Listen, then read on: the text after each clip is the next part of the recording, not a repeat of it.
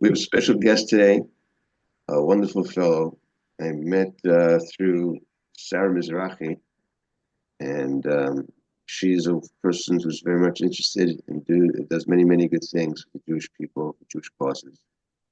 And spoke to her and told her about this incident that I went through.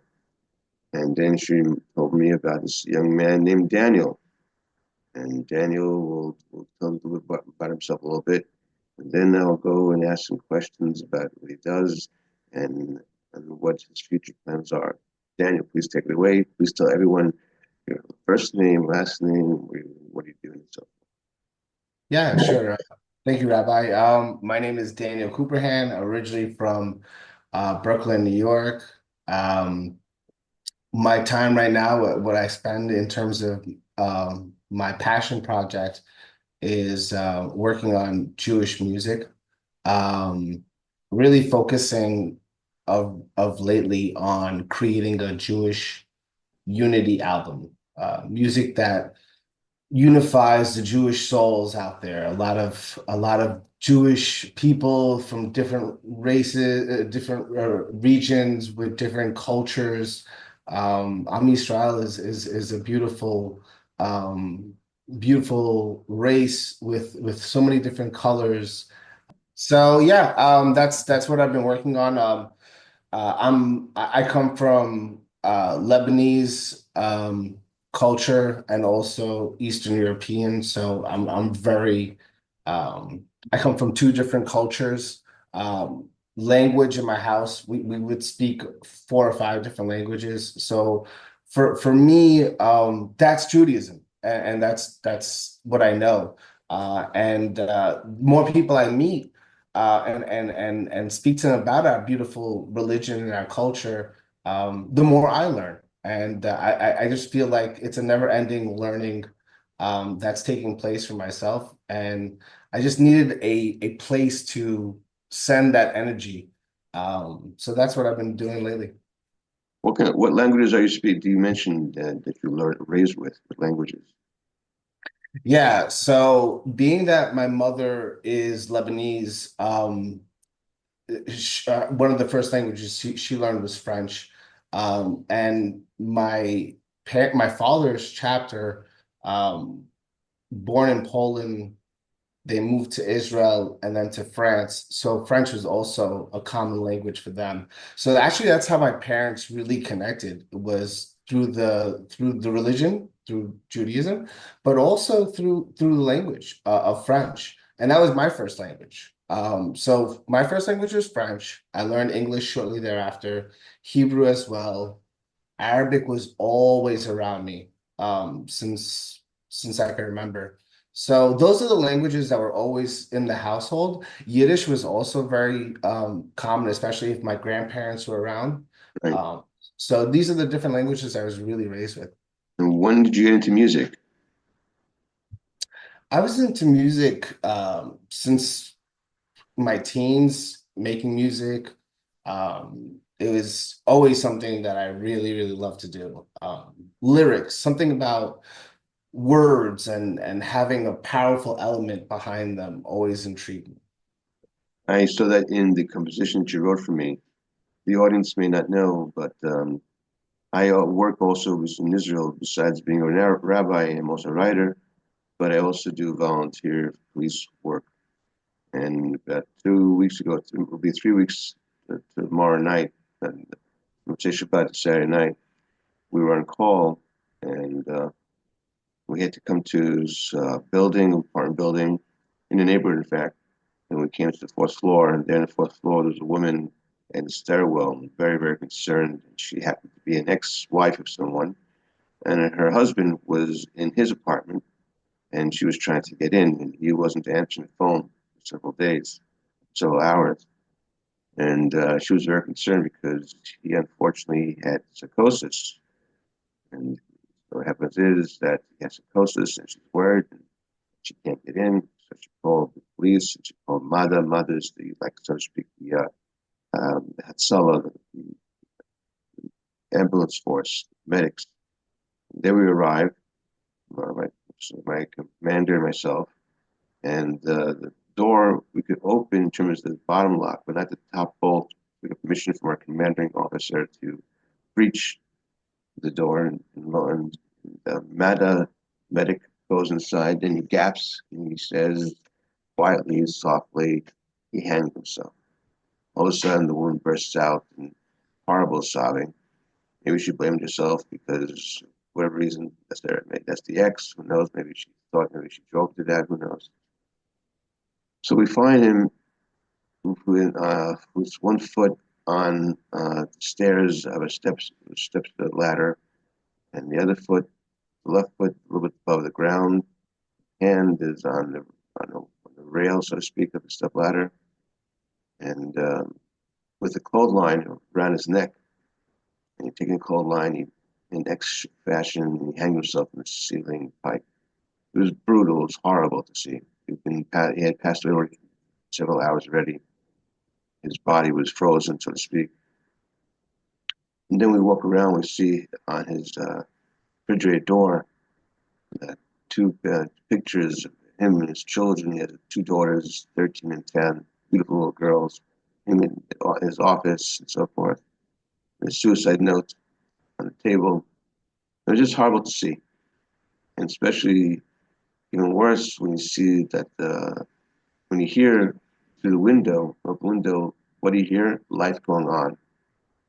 Meaning what? This person, whatever reason he took his life, maybe he took his life because he thought the world would come to a close for a moment, and then everyone would hug him, and everything would be over, and everything would be fine. But it wasn't fine for him, and then he was gone. No longer will we have any Sabbath, Shabbatot, Shabbases. Won't have any Pesach. It just did before Pesach, Passover, and everything is gone. And his children were the ones who will carry the burden for forever. And they'll think, oh, their father couldn't stand up for the trials, tribulations. How can his daughters not trust any man? How can they even maybe relate to their mother? Maybe they'll think their mother had pushed him over the edge. Who knows? And he himself had his own mother, so his brother had to run, was running in the apartment building to rush to his mother, tell his mother this. So when I had written this, I talked to Sarah Mizrahi, and she mentioned that to you, and then you volunteered. I was very, very impressed. Write a song, raise awareness about mental health. And you took the words and you turned into a beautiful, beautiful, haunting, eerie, surreal melody song. It captures the tragedy of it all. It captures the agony, the sadness, the waste, the crime of self-hatred, the terribleness of being completely isolated. Yet you had everything and you have nothing at the same time. So first of all, I want to commend you as an artist. You did a wonderful job. I want to commend you more as a human being, as a Jewish human being, that you took this upon yourself in a matter of 12 hours, was it? The 24 hours. You tell me what it was. You were able to create such an amazing, beautiful song, and you did it for free. So I want to thank you so much. Tell me, when you wrote that song, what went through your mind? So first of all, you have to get credit where it's due as well. Thank you for donating your time. The most precious thing in this world is what we have is our time. So the fact that you're out there and you're giving your time, that's commendable. That's something I appreciate. When I see, once again, I'll refer back to energy. When I see energy like that, it charges me up with an energy that I want to do something as well. This situation, this story, hit me really, really heavy for a few different reasons. One, my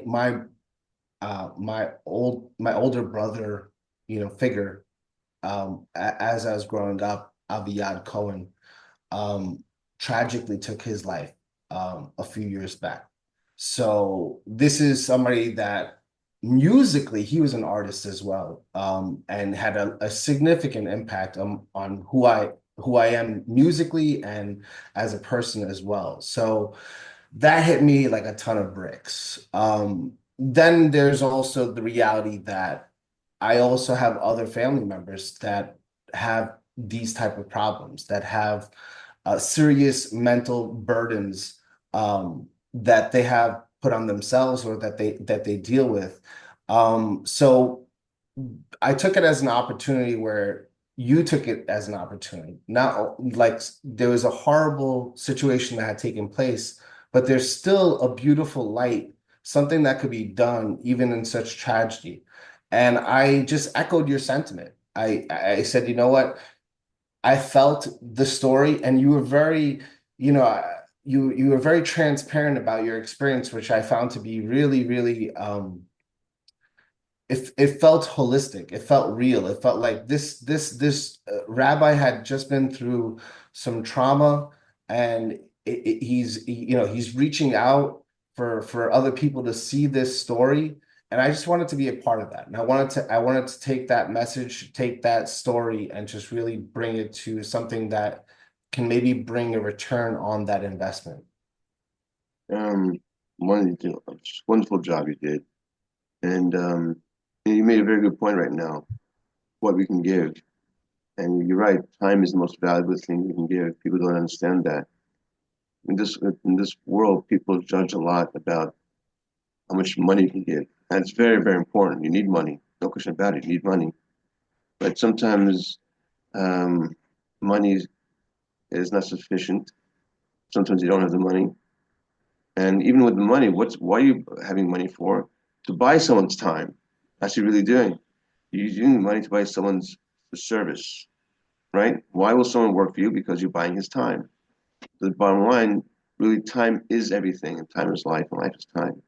The person is willing to give up their time, they're giving a part of their life, and they should be wise enough to give it for something that's worthwhile, not for wasting their precious time on foolishness. And here you are, and you came and you gave your time, and now I know more about your own family and why it's so important to you. And you saw the tragedy of what happened to your brother as a moment, so to speak. Let's save the future brothers and sisters, not only of our immediate family, but our whole family, be it Jewish or non-Jewish. And that's really a wonderful thing. Beautiful, beautiful mitzvah, mitzvah deed, maseh tov, good deeds. Um, what are you working now on your projects? So right now I'm working on just putting together an album where it's going to represent the different areas of the world, whether that's the Persian community or the Bukharian community or the Ethiopian community, and everything in between. So I'm looking to really create a beautiful mix between different cultures that exist within the Jewish culture that we have. And that's what I'm busy with. Right now, I'm finishing the final touches on a very, very big song for myself. It's a tribute to my grandfather, who's a survivor, who has passed away. My grandparents have passed away now in about 10 years or so, but um, this is a song that actually my father, his name is David, asked me to make. And it's something so, so important to me because this is my father never asked me to make a song. So he asked me to make a song. And I said, Dad, I'll make any song. What song do you want me to make? And he said, make a song about the Eastern European Jews surviving and making it to Israel. And to me, I couldn't stop thinking about it. It's just like, wow, this is the perfect song I needed to imagine in my head, and I've created it, and now I'm putting together the video. So God willing, the video will be done in the next coming days. I'm really excited about it because I think it's just going to be something that's just going to create another storyline within my storyline. That's beautiful. You mentioned before about Holocaust survivors. That is so apropos, if you think about it, to what happened to the young man who took his life 3 weeks ago. Why so? Can you only imagine these survivors 80 years ago, right after the war? I mean, people think about the 6 million that were destroyed. What about those who survived? They were also destroyed. In a certain way, their lives are worse because once a person is gone, is gone. Of course, there's a world to come, there's something else. But I'm talking about in this world, they were destroyed. They were basically the Walking Dead because now they lost their family, immediate family, children. It's the worst of all to lose wives, husbands. Horrible to lose parents, to lose and family, to lose. A horrible, horrible thing. And then they're the only ones to survive. I can only imagine it's 1945. The war's over. Where do they get their strength from?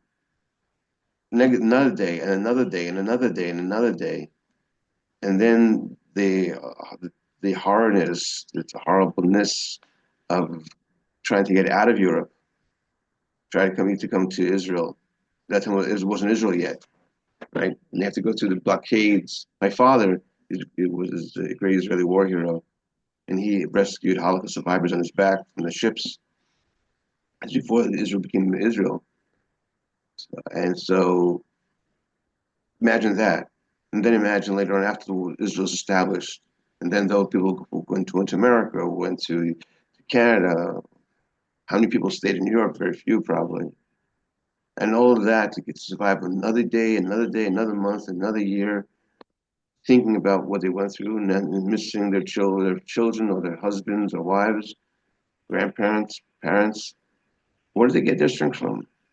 So those who go sometimes through horrible, terrible things can see how these Holocaust survivors can inspire us. I mean, even nowadays, interesting to note about the hostages, those who were able to reignite their Jewishness. An example, one woman, Agam Berger, who kept kosher after being horribly abused, and she kept Shabbat as much as she could. She kept Shabbat and the holidays and even Pesach and so forth.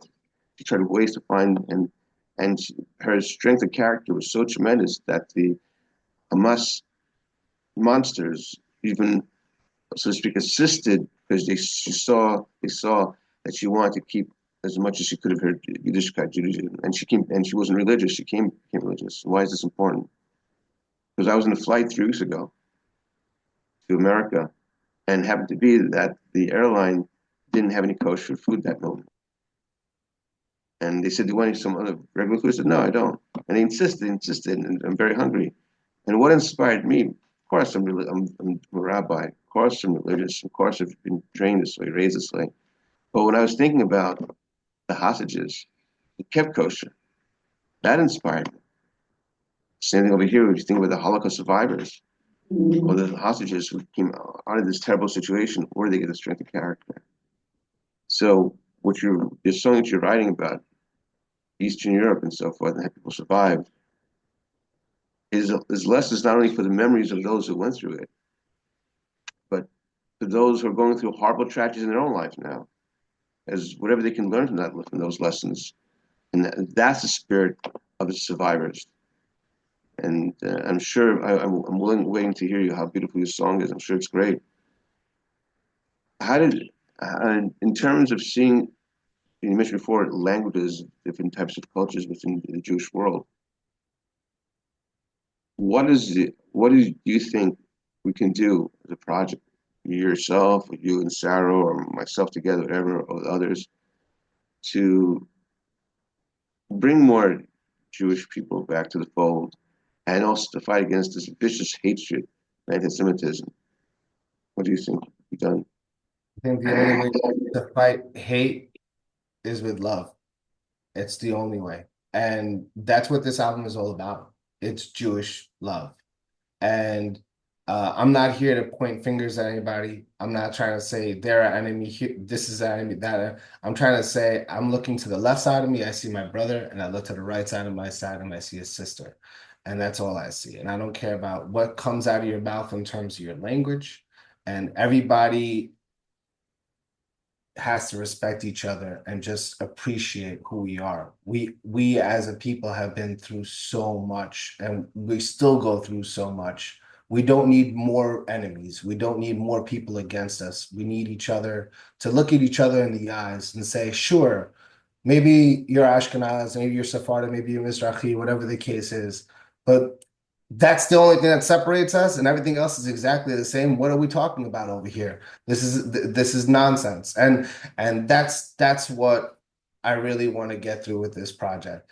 And you mentioned also before that just to put yourself in the headspace of somebody from 1945 as a Holocaust survivor. One of the lyrics that I have in my song is that they came back. They didn't come back as heroes. They came back as ghosts. They were stripped of everything. And maybe that's the only way you can move forward is when you've seen the pits of hell. And then it's like the Jewish DNA inside of you says there'll be a better day tomorrow because today was just too crazy. And you just move forward. Because I can't even begin to process how my grandfather, who lost nine brothers, a sister, and his grandparents in front of him, how he moved forward every single day and how he treated me with love and care. And I never seen him yell. I never seen him hit somebody. How is that possible? How is it possible that somebody can handle all that and still be one of the kindest people you've ever come across in your world? And it's just unbelievable. But that's the reality. That's the reality. And the same way that the Jewish people have throughout history have taken on these powerful punches, there's nothing that will stop us from being who we are. And that's a people of love and support for each other. It has to be that way. And and that's what this message is. This is the music that I want to put out right now.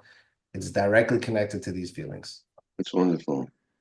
You mentioned before, you mentioned the idea of the walking ghost. In a certain way, everybody at a certain time in his life, he becomes a ghost. He goes to tragedy, becomes so numb, or she becomes so numb, they don't know how to survive that moment. So they really numb themselves to come to past it the next day, the next day, the next day. I made a illustration several years ago. I'll send it to you, where you have different types of Jews all in the gas chamber, emaciated, and you have the Nazis looking through a window, and they're looking and they're laughing. Why they're laughing?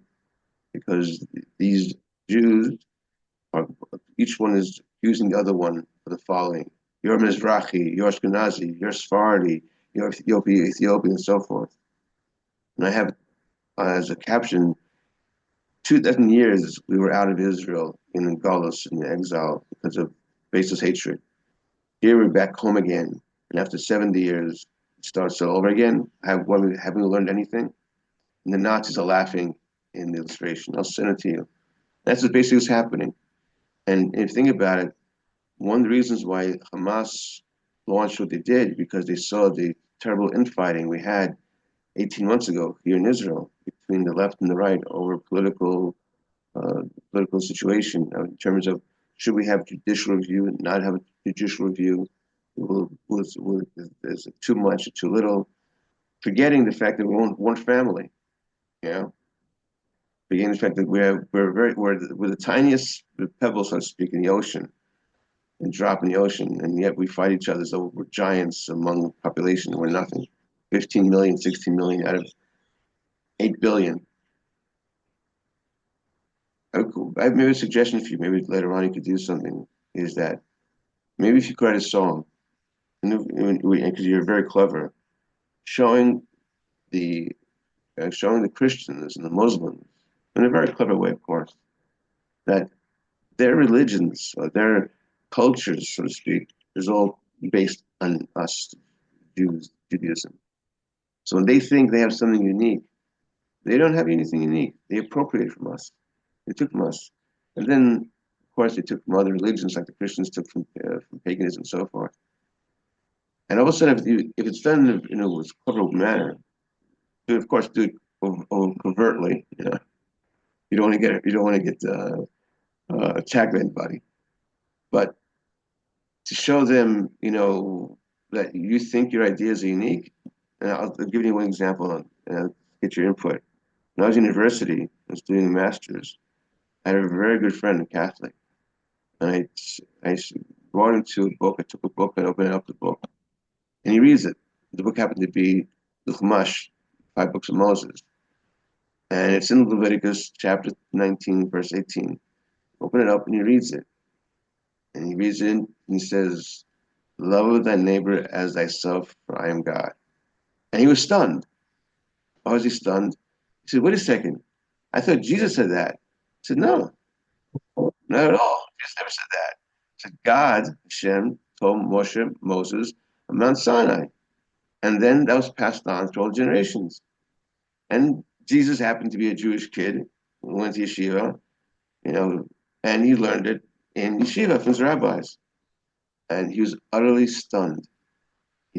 At that moment, he realized everything he was taught was false in terms of the origin. It changed his life. So you can imagine when people find out about really uh, their origins and something else too. I give you an analogy. If you think about it, why is this always anti-Semitism in only Christian and Islamic countries? Because we are the main store, Judaism. They are the new stores on the block, and you have two ways to get clients. Either you make your store better, or you demonize the main store, and that's been happening. So since we're the competition, they always demonize us, hoping that people won't come to us and won't see us, and then ignore us. So going back to you, when you have these ideas about Jewish people and explain this and try to unite people, besides the knowledge you have and the talent you have, where do you think now, and this will be the last question for the interview because your time's running out, how can we reach kids in a way that, and have gone so much through since October 7th, and they're so confused by all the terrible media and so forth that tries to make them hate themselves. How do you think your music and lyrics can give them a sense of self-esteem? Yeah, it's a great Yes. question. It's also something that I had to figure out too when I was growing up in Brooklyn because I went to yeshiva, but I also went to public school and I went to public school in high school. So, trying to have a sense of identity, especially when everything around you seems pretty chaotic, is super, super important. And I think culture plays a big role in that, whether that's culture, music, art, movies or cinema, whatever the case is, culture typically has that ability to break, um, to break what's out there. So, if there's somebody out there that wants to feel a sense of pride, Swag on 1000. That's all about being prideful Jewish. So if I can have one kid listening to my music in their headset while they're walking the street on their way to school, about to face their nightmares, their real nightmares of what I had to face. I have a story when I was on my way to school where literally I was approached and asked if I was Jewish. And this is after I had been already robbed the week before. So from the same person. Wow. And yeah, so for me, this is once again going back into it. There's so much in my music, and this is just another reason. If I can have somebody, and when shortly after October 7th took place, my wife had to go to New York City, to Manhattan, to go to work still every single day. And she was surrounded by the protests, surrounded by pro-Palestinian protests and just a lot of energy going in that direction. And in order for her to get through that part of the day, because it was literally ground zero. It was, Penn Station was like literally like everybody was mobbing that area and doing all kinds of protests all the time. Hmm. So in order for her to get through that, she did what was she called priming. And I just learned, and that was teaching me for the first time what priming was. I didn't even realize I was priming myself. And priming means that you're putting on some music to put yourself in a good place to deal with whatever you have to deal with. So Mm, she had her Jewish music and she was listening to certain Jewish music to get her going mm. and get her ready for that. And I was doing the same thing, not even recognizing that's what I was doing. And now I feel like maybe I could be the priming music for somebody else that needs that lift, that pick me up, or that sense of, hey, I'm proud to be Jewish. And like, I don't know what the heck you guys are talking about, but I'm cool. Wow, it's beautiful, really beautiful. Wow. I look forward to your song, and we'll collaborate in other projects together and bringing Jewish pride to our people, the Jewish community, and also showing the non-Jewish world who we, the Jewish people, are. We're not monsters, we're not the devils, just the opposite. We're the innocent ones of the world. We're the ones who've been defamed, horribly defamed and betrayed. And we have every right to be here. In fact, we're the longest, so to speak, longest surviving nation in a certain way, especially what we've gone through. No one can compete with us in terms of that type of brutality, in terms of what we have received. We've been the oppressed side. We're not the oppressors, we're the oppressed. And your music I look forward to in terms of its expression and so forth. I wish you and your family wonderful Shabbat and an upcoming Lag BaOmer, Yeshivaot, and a wonderful continuing year of great, great success in everything that you do. Thank you so much. Rabbi, thank you so much for giving me the opportunity to make mitzvahs in this world. I just want to leave my mark as best as I can on as many opportunities as I can for these type of situations. So consider me a partner going forward. If there's a way that musically I can help you help people, I want to be that instrument. I want to be that tool. If there's anybody else that needs help, please send them my way. This is what my calling was for, and this is what I want to do. So I'm available, and I'm here to use my skill, my gifts, whatever they are, to try to help and make it a better world for us all. Thank you so much, Rabbi, for the platform, for the time as well. Shabbat shalom. Toda rabbi. Thank you so much. Okay, bye.